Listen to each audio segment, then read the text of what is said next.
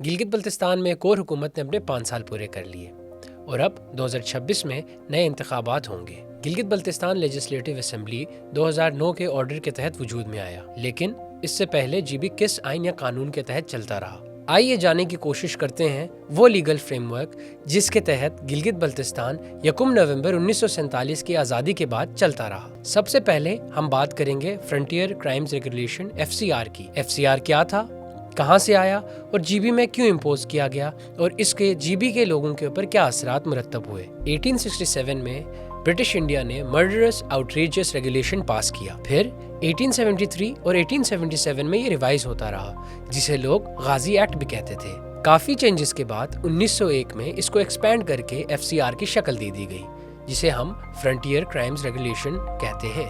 FCR के 3 core pillars थे: no appeal, no वकील एंड नो दलील। ब्रिटिश ने FCR के जरिए एग्जीक्यूटिव, जुडिशल और पुलिसिंग सिस्टम एक ही ऑफिसर के हाथ में दे दिया, जिसको पॉलिटिकल एजेंट कहते थे। फ्रंटियर क्राइम्स रेगुलेशन 1901 के क्लॉजेस में कलेक्टिव रिस्पॉन्सिबिलिटी और सरकारी जिरगे भी शामिल थे। कलेक्टिव रिस्पॉन्सिबिलिटी वो क्लॉज है जो हमेशा से तनकीद का बाइस बना रहा।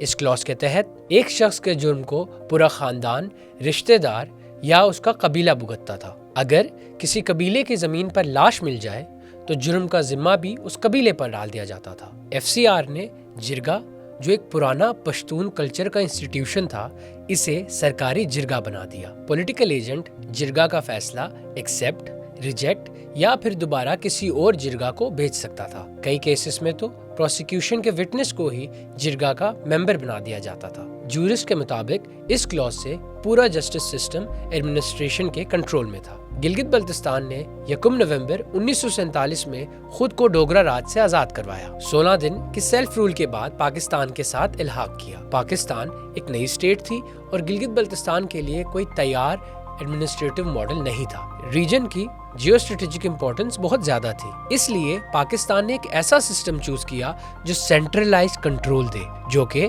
FCR की शक्ल में आया। यहाँ ये बात याद रखना जरूरी है कि जीबी ट्राइबल एरिया नहीं था। रिसर्च के मुताबिक FCR के जीबी पर असरात कुछ यूं थे: पूरा कंट्रोल फेडरल गवर्नमेंट के पास चला गया। पॉलिटिकल एजेंट एक वक्त में एग्जीक्यूटिव, लेजिस्लेचर और जुडिशल तीनों पावर्स साथ रखता था। ह्यूमन राइट्स ग्रुप्स FCR को कॉलोनियल, आर्बिट्रेरी और एंटी ह्यूमन राइट्स कानून कहते रहे। गिलगित बल्तिस्तान से FCR कब खत्म हुआ? 1970 में advisory council for northern areas बना।